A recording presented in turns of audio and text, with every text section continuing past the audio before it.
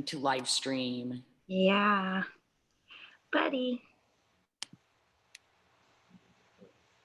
Oh, it says we're live on YouTube. Awesome. Yeah.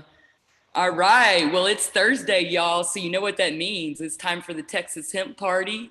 I'm your host, Leah Laxtons. I'm a native Kentuckian with a passion for hemp and the founder of Higher Ed Hemp Tours. We've got Alex in the house with the Higher Ed Hemp Tours. Hey, She guys. manages all the counts and keeps the retailers and brands in the state of Texas up to date on all things hemp. So we are missing Captain Cannabis today.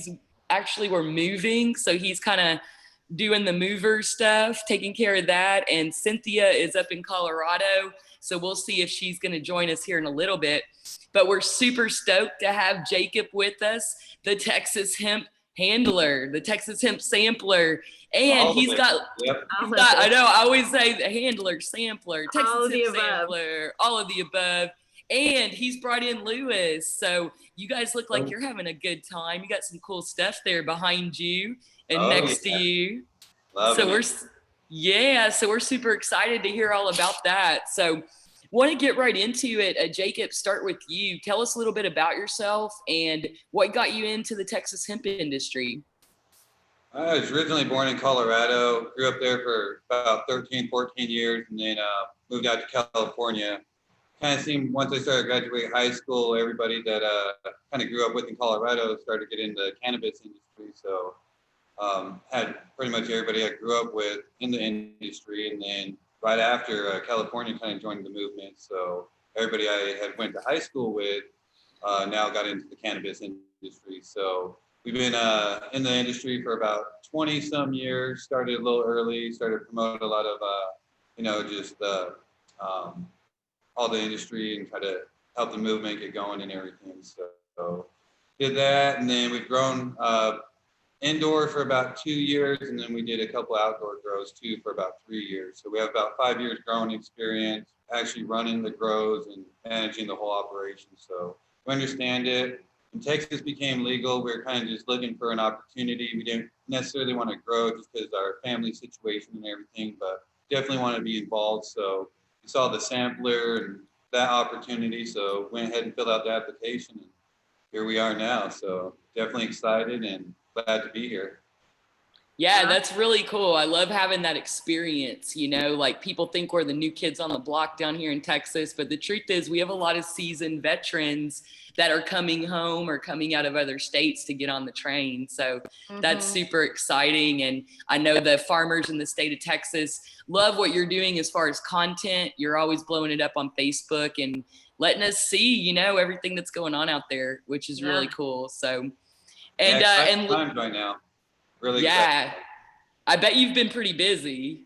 Oh, we've been slammed. We've been all over the great state of Texas, seen quite a few grows, seen a lot of farmers, visited a lot of people. And nice thing is we've also been able to help a lot of people just try to figure out what they should be doing, coming up with strategies, looking at their COAs, making sure they have their genetics that aren't going to be going hot, or to be cautious if they are going to be going hot. Just different things to look for. Texas, I mean, everything's new, so we're seeing whole bunch of things that we haven't seen in other states before. So definitely exciting times. Yeah, really interesting how cannabis will grow so different in different geographical areas. Yeah, so I bet you're so hot down here, and it's a lot harder to do climate control with these plants outdoors. So definitely. So I have a question. What have you seen that has probably been like the most I guess the biggest problem you've seen when you've gone to come in and help these farmers and stuff who are more new to this versus you're more seasoned and you see things first that they don't quite see? What is the main thing that you have seen that's been an issue with some of these farmers?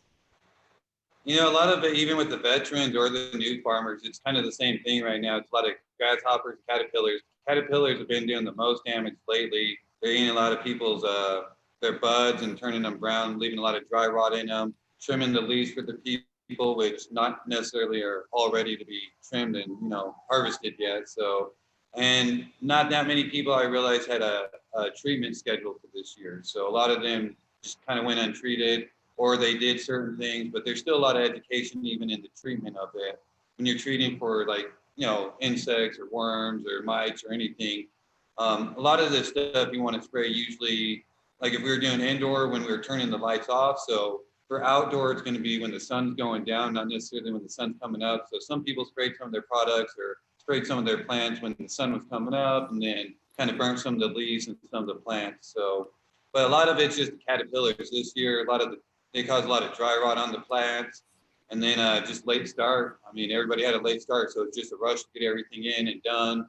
And then one thing that we've seen is a lot of the genetics that the TDA approved weren't technically USDA approved, which were going to be under the 0.03 total THC. So some people had plants and they're having to harvest, about halfway through harvest, which all the levels and the whole profile is really low on that. So your CBD levels, your THC levels are all obviously a little lower too, but having to harvest halfway through, that's, unless you're doing fiber, it's not going to do much for the plant, or the farmer.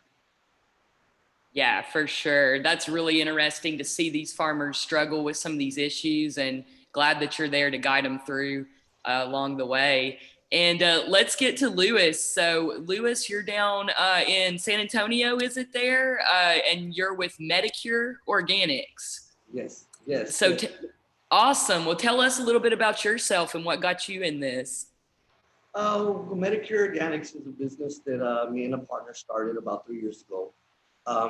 We wanted to, we wanted to start getting into the hemp CBD market.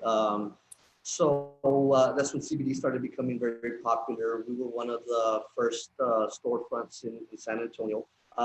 Initially, I got started online, and basically what we do is we just go out there and we educate. Obviously, we're trying to promote a different type of wellness, an alternative for healing and whatnot. So what really inspired me to get more deep into it is my mom has an autoimmune disease called Behçet's.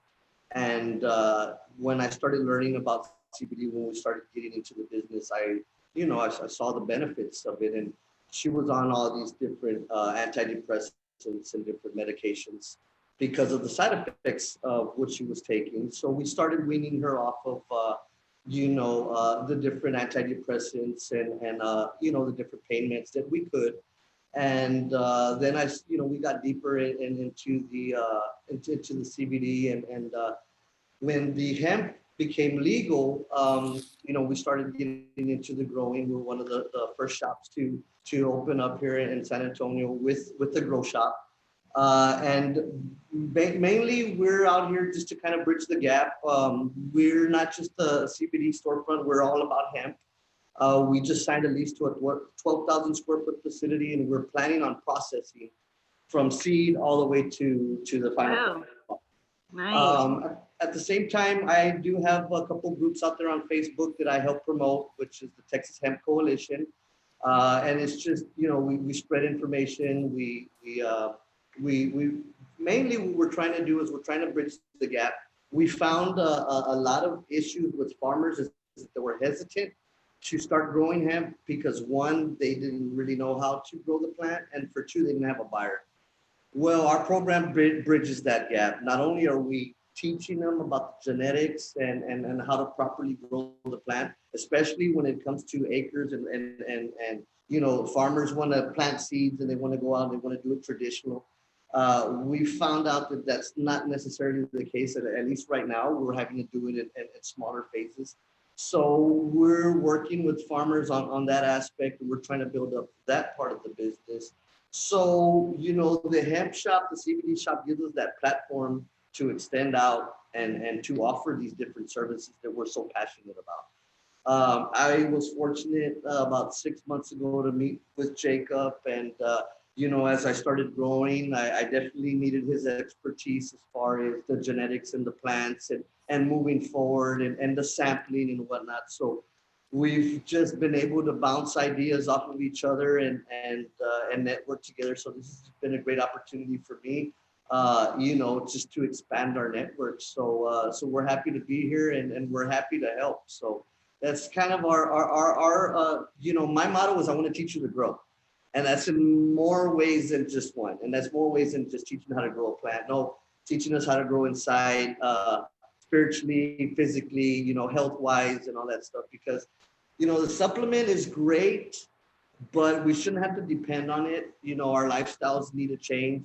We need to eat right. We need to promote wellness and health and whatnot. So that's kind of what we're trying to do. We're trying to bring all that together, trying to educate and, just get in the game. Our foot's in the game. Now, obviously, we all know the big picture is cannabis. So we're, the hemp is allowing us to build the infrastructure out, to partner up with the right people and, to hopefully make Texas proud, Absolutely. That's awesome. Yes.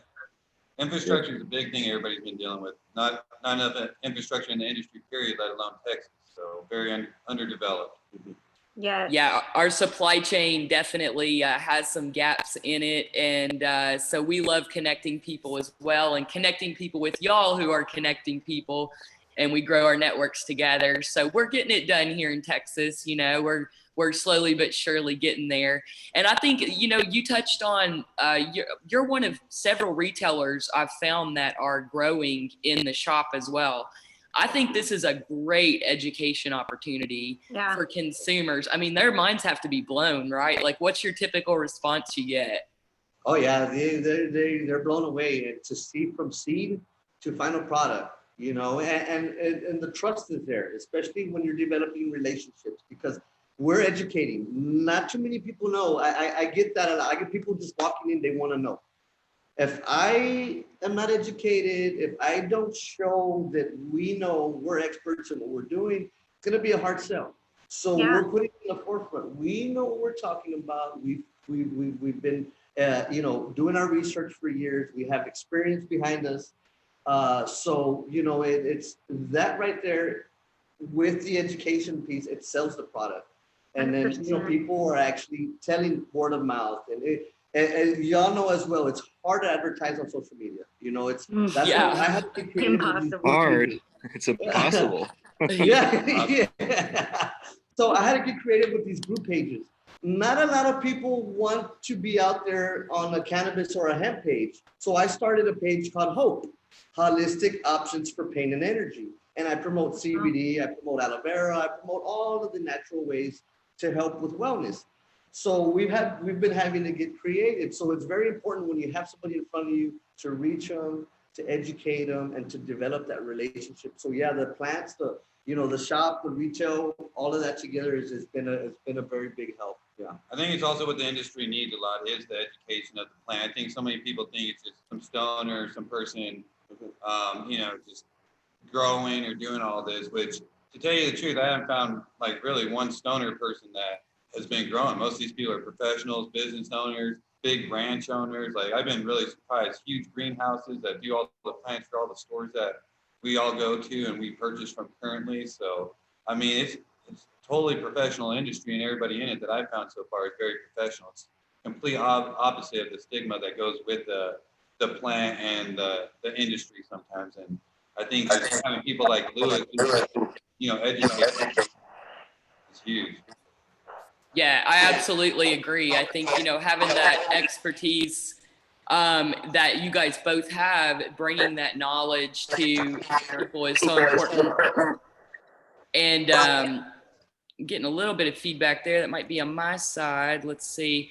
And yeah, for sure. And, I think that's a great point, Luis, that you hit on, is creating a Facebook group for not just CBD and hemp, because A, there's so many restrictions around it. But B, sometimes we end up just talking to ourselves. It's like, we got to get out there and find out what people outside of the industry think.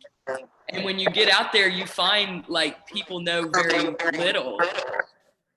People, let's see, we're still getting a little feedback. Is that out, Captain Cannabis? Can you mute there first? There we go. There we go. Is it me though? Or hey, and by the way, it looks like the sound is stuck on them, or at least the Oh, we green. have got the spotlight on their video. So yeah. Oh, that's so cool. Hey, yeah. And I was going to mention too, for you guys, is that it is tough for all of these folks out there that that are afraid of the plant. You know, a lot of us, even I grew up being afraid of this plant, thinking that it was something evil or terrible.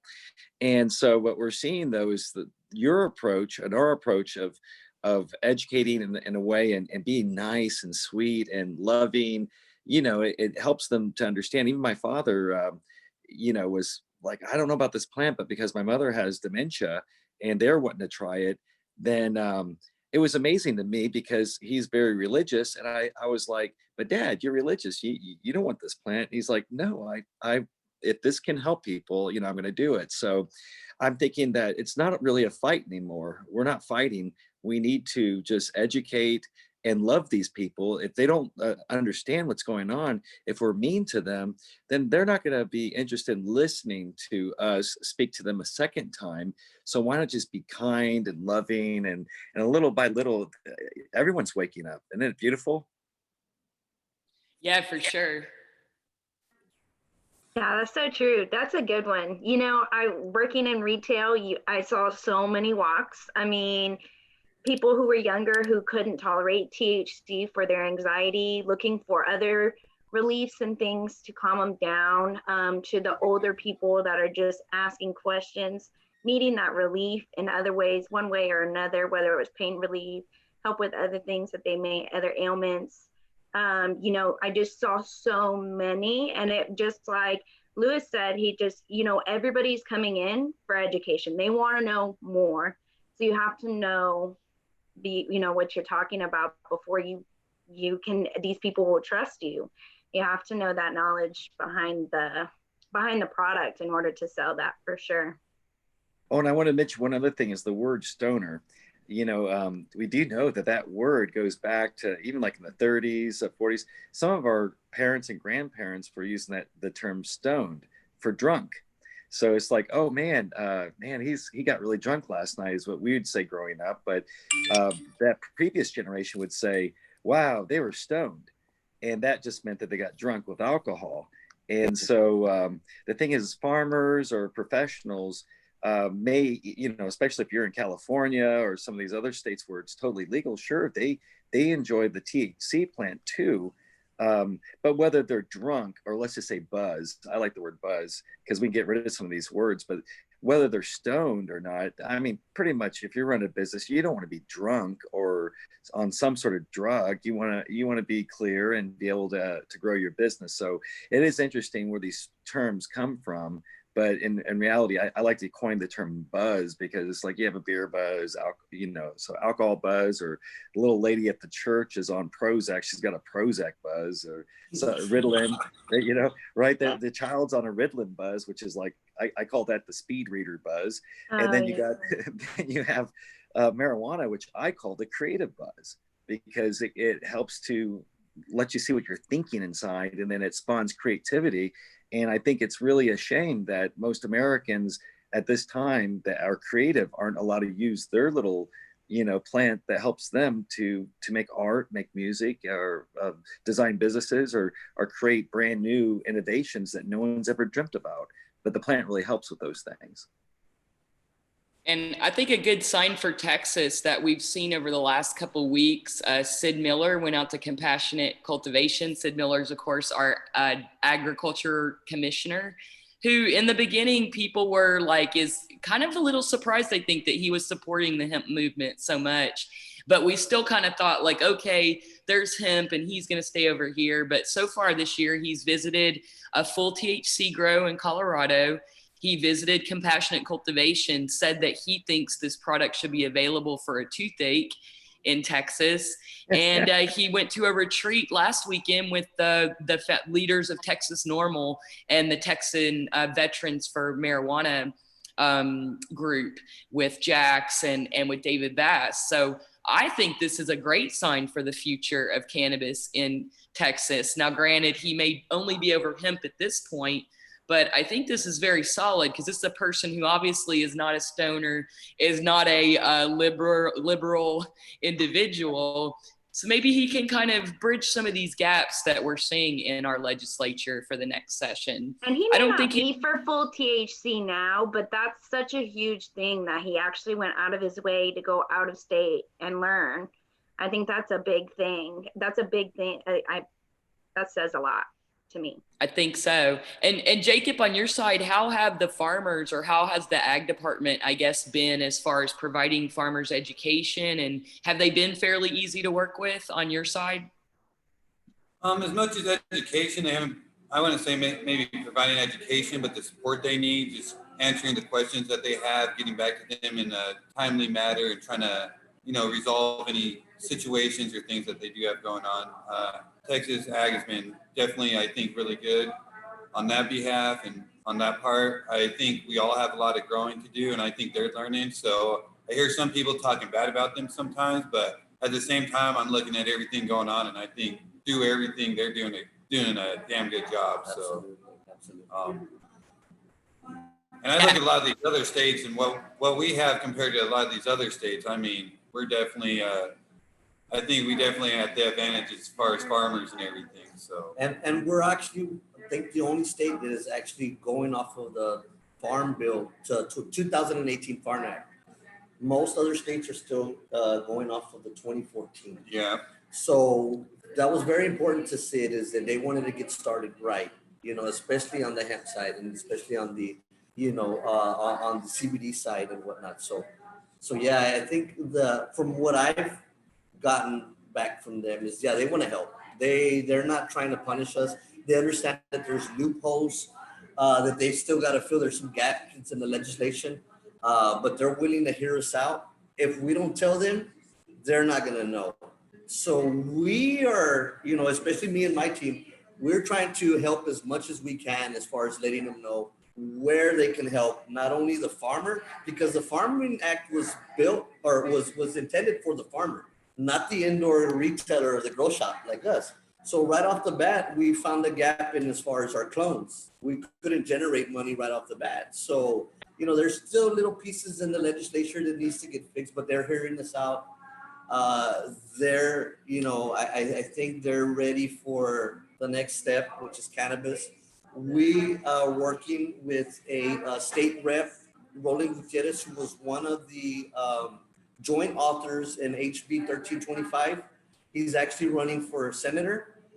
He has a bill that he wants to propose next session, which is the Real Cannabis Act, which is regulation, education, agriculture, and law enforcement. And he lays it out on how Texas can make money.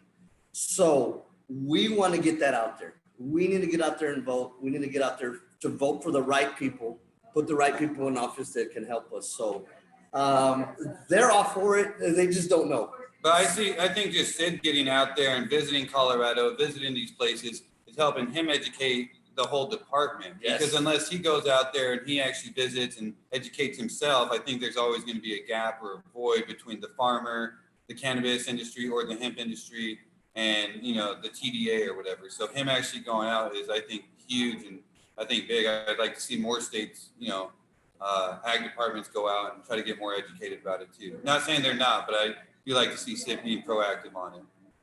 Yeah, absolutely. I totally agree. I think that it's a step in the right direction because, you look at the cannabis industry and hemp industry, in some states, they're very separate and divided.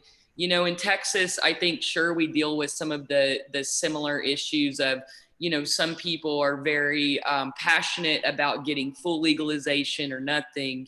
Whereas on the hemp side, some of us are like, well, let's kind of take the wins that we can get. So there's a little bit of disconnect, but overall, all of the industry groups work very, very well together.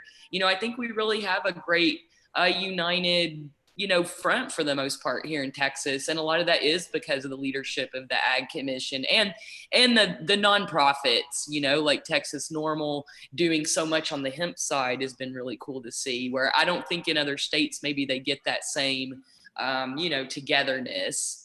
But I don't know what you guys think as far as your experience in some other states. I think, I think there's so much to the plant. I think, like you said, one step at a time. I think we have to kind of develop the hemp standards and the whole industry a little bit, because the whole cannabis industry and hemp industry is underdeveloped, period. So we can only do so much. One thing the farmers running into is who's going to buy it.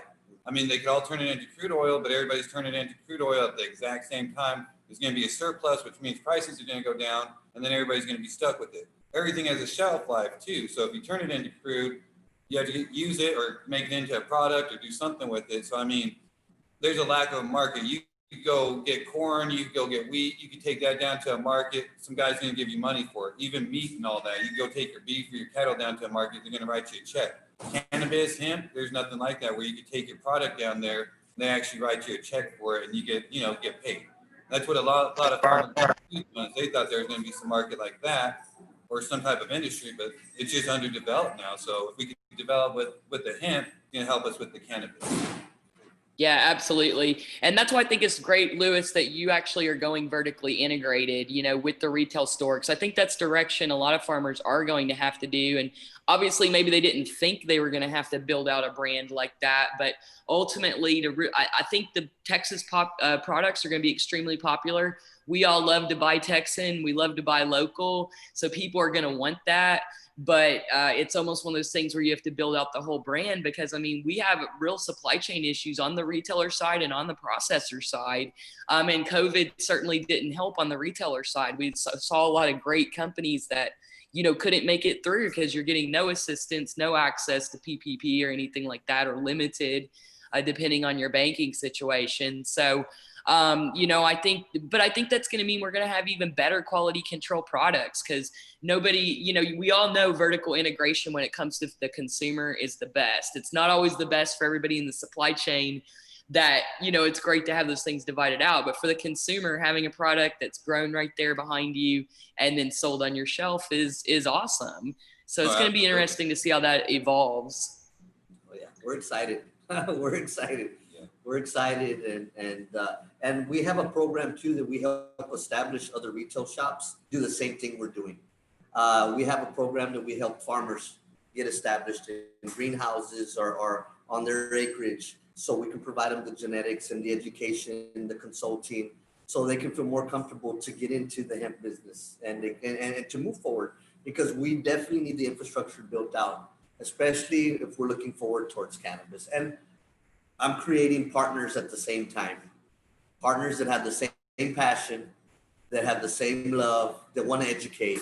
So for me, it's a win-win. I love it. So I'm excited. What we're also trying to do is find more partners like Luis. So when these farmers don't have a outlet to sell their crops, that we can introduce them to Luis and he could help integrate their crops, or eventually the following year start growing for his shops and stuff too. So they do have an integration that they could be built in with, without having to build their own brands and their own names and their own products and taking all the risks. They could, deal with a reputable company that's already established. That's really awesome. Yeah, I love what you guys are doing for sure. Both of you connecting the community so much.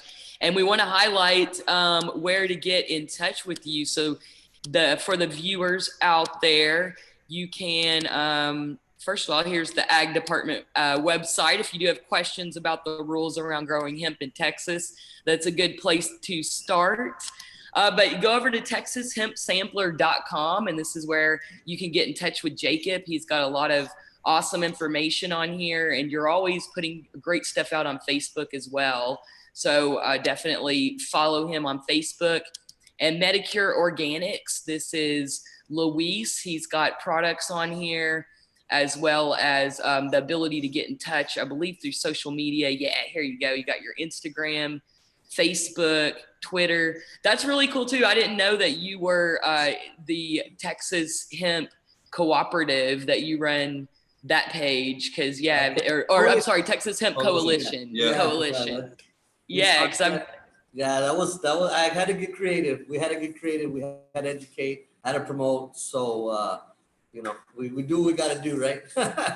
That's right. Always, for sure. Members, we welcome y'all, and feel free to, share on the page, and let's help each other out. Yeah, I think your guys' live stream would be awesome on the page to share with. I see you guys sharing other groups, but I think his would be a good one to add to. Yes.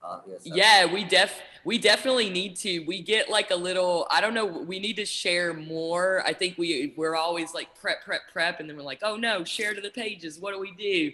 But when Cynthia's here, she does a great job of making sure we get it shared in all the groups. But yeah, I'll definitely put that on the list and make sure we get it shared in there as well. We'd love to give some value to your members for sure. And we wanted to talk about today too, that starting tomorrow, the retailer licensing is going to be enforced. So most of you guys that have been following Texas Hemp know that Dishes released the license for manufacturers back on August 2nd. That went into effect immediately, but retailers had a 60-day period to get the license issued and to comply.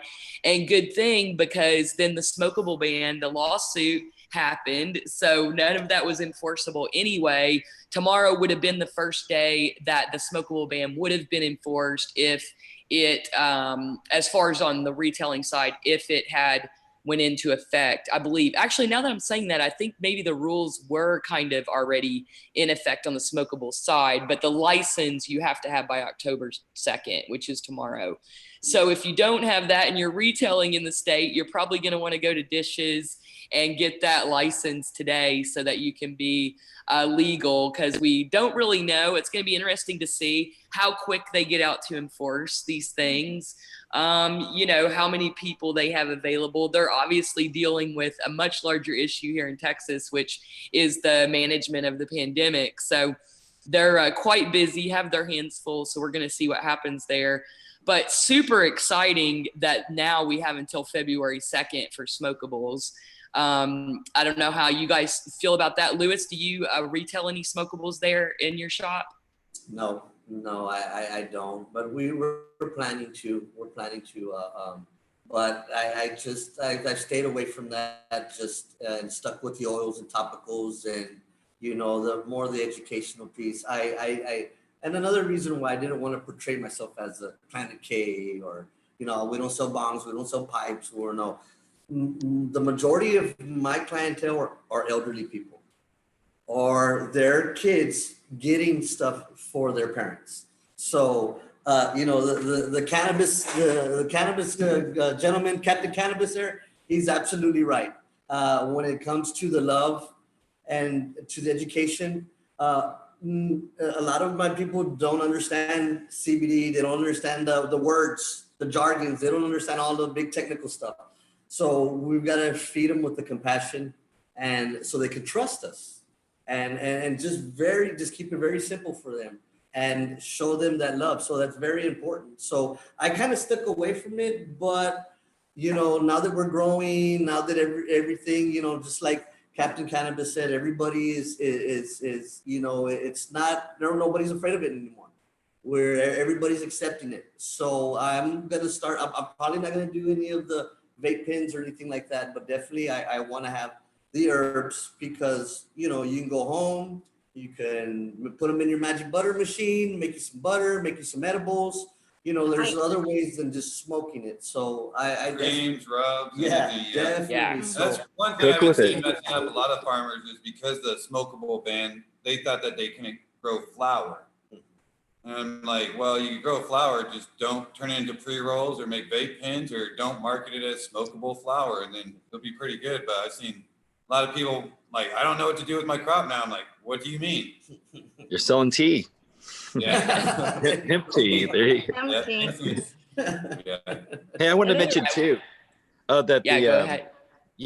both Luis and Jake, you both said we're mentioning, you know, voting really will help our industry and how we choose. But you know, those voting sessions don't come up for sometimes 2 years, right? So one of the best ways that we can encourage everyone, if we really want to move this forward, is to call our local congressperson and just tell them, hey, this has helped my mom and dad. This has helped my child. This is helping me. I was, you know, or something, you know, a lot of people say, well, I have anxiety. And I just want to say, we're so happy the hemp bill came, because, you know, but I can't wait till I get THC, because that really helps to rewire the brain, is what I've found.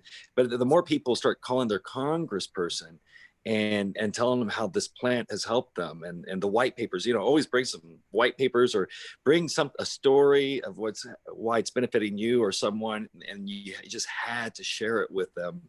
And eventually it's just gonna, every congressperson is gonna say, oh my God, I never knew this stuff. And that way we're not attacking them or we're gonna vote you out of office. We're not gonna do that. We're just gonna say thank you so much. The hemp plan's here and that you're supporting it because it's helping my family. Yeah, it's a really good point. Just imagine, when you're in any kind of public office, usually when somebody contacts you, it's like rarely good. It's always like generally complaints. So if we did sort of have like a united letter writing where we're just like, thank you for the hemp bill. It's been amazing. That's all we wanted to say. Just thanks for, to the ones that did vote yes or regardless, just like, hey, we just want to thank you for doing this for the state of Texas. That could really have a significant impact, because then when we walk in the door to lobby, instead of being like, oh my gosh, the cannabis people again, they're going to be like, oh yeah, they're actually happy. Yeah, come on in, let them in. I've owned quite a few businesses and I've had to manage employees before. Sometimes managing the employees, it's like you try to discipline them or get mad at them for something. It's like the complete opposite. They're like the kids or something. They get that negative attitude.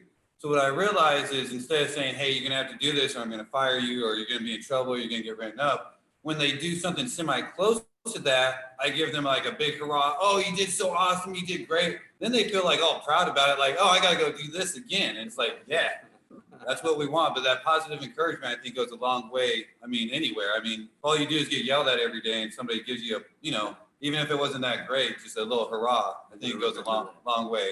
He's complimenting on their hair. Hey, you combed your hair today. Now I need you to redo all this stuff because it's not proper. But boy, your teeth look really clean.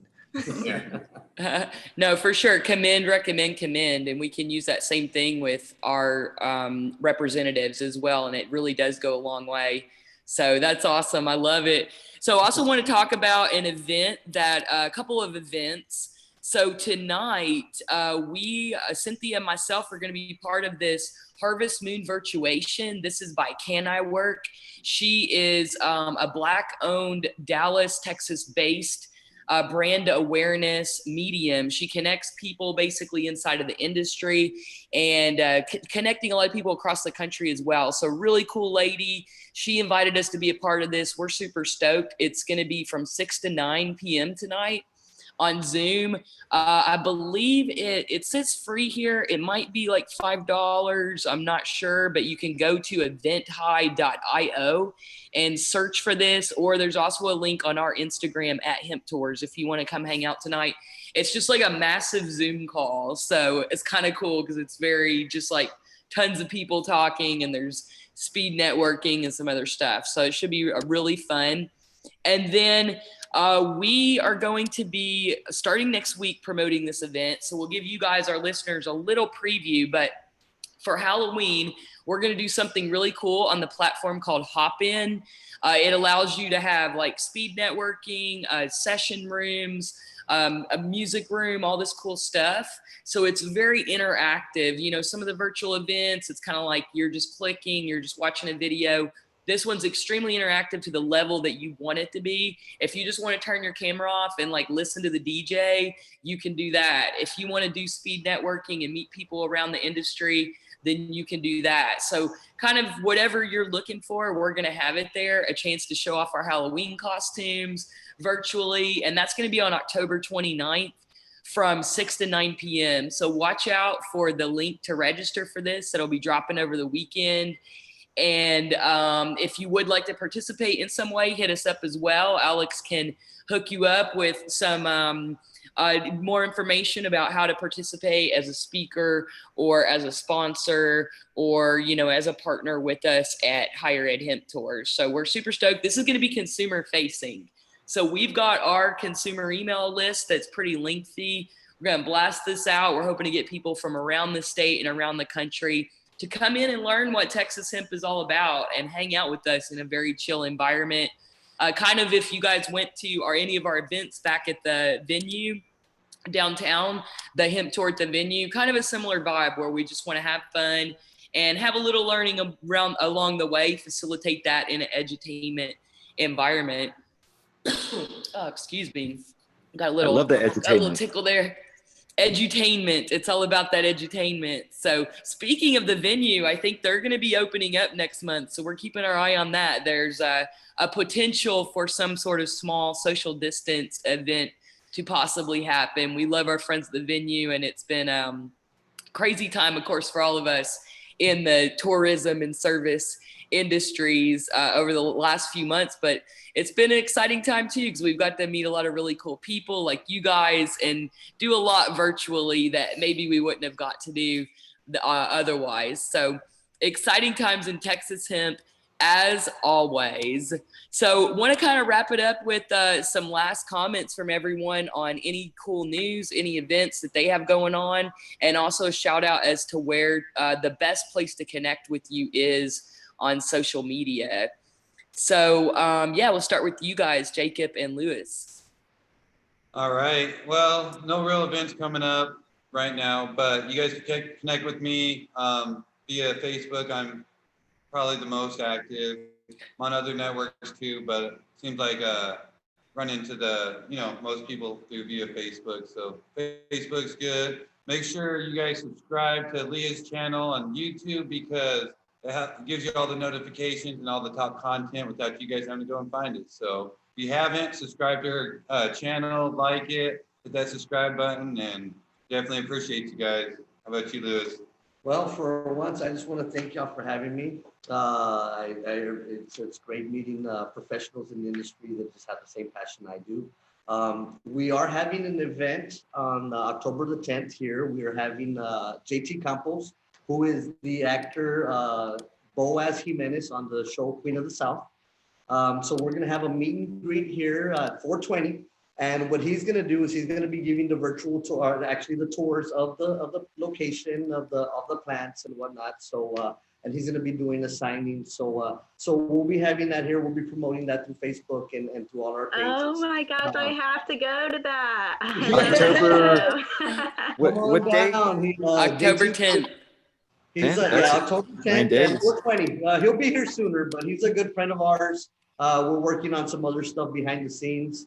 So we're excited about that. He comes here and he's come to lunch, and real good friend of ours. So yes, come on down, Alex. I'll introduce you to him personally. Yes, what a cool guest. That is awesome. Yeah. And just so you guys know, Luis also has a Foil King right next door too. So you come get some of the flour, and then afterwards get some of the chicken. So. Yes, we have a yes. Sounds good. Something that we're proud of. The cook is from Sinaloa, Mexico, and he came up with his recipes. And oh my goodness, it's you have to try it. I since we've opened up, I've been there eating every day. So yeah, it's delicious. So yes, October the 10th. If y'all can join us, come on down. We're open 6 days a week from 10 to 6.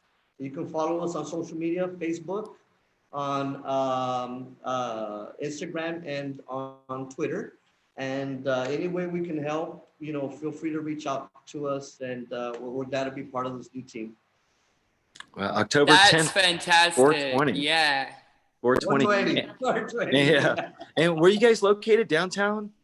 Downtown, yes, we're downtown. Off of, right next to the UTSA downtown campus. We're probably about not even a quarter mile of 35 South. So Wow. So yeah, come down and see us and come visit. Reach out, call us if you have any questions. If y'all want to collaborate on something else, we're open to out there to help and educate however way we can. Just follow the smell of the chicken. The hemp and the chicken, right? Yes. Follow that hemp chicken smell. That's fantastic. Well, that sounds like a really cool event. I appreciate y'all giving us a shout out as well, for sure. Subscribe, and you can also subscribe on Spotify and iTunes if you like to hear the playback. But we love it when you're live on YouTube, so we can answer your questions and interact. And Alex, how about you? I guess you're excited for the Halloween event. I think you're most excited for this event now. Yeah, right? no, I think this is my new favorite one. But I think next week you and I have some fun places to go visit here in Texas, a couple different areas, one in Divine, one in Austin. So I think that's going to be pretty fun. And then definitely our Halloween event coming up at the end of the month. That's going to be a really fun networking event for people to network within the industry, and then also can face the consumers and answer questions and meet them as well. Yeah, and you can follow Alex on Instagram at CBD Mama too, right? Or underscore Mama, or just CBD Yes, Mama? it's right? underscore CBD underscore Mama. I should know that, but CBD right. underscore Mama for sure on Instagram. And Captain Cannabis, he's been wanting us to make him his own Instagram page, but for now, you have to follow his adventures at Hemp Tours on Instagram. And are you excited to get your office set up today? Yeah. We're literally waiting on the moving truck right now. So it's going to be fun. We're going to get everything set up so we can get rocking and rolling and keep making great content for you guys. So thank you all so much for joining us today. I can't thank you enough, Jacob. We've really enjoyed getting to know you and, getting these great connections that you bring to us and vice versa. Luis, a privilege to meet you. What a beautiful operation that you have there. We love your dedication to education. So this is the Hemp Tours team signing off until next week. We'll see you soon. Right. Peace. Bye, Peace guys. off. See y'all. Awesome. And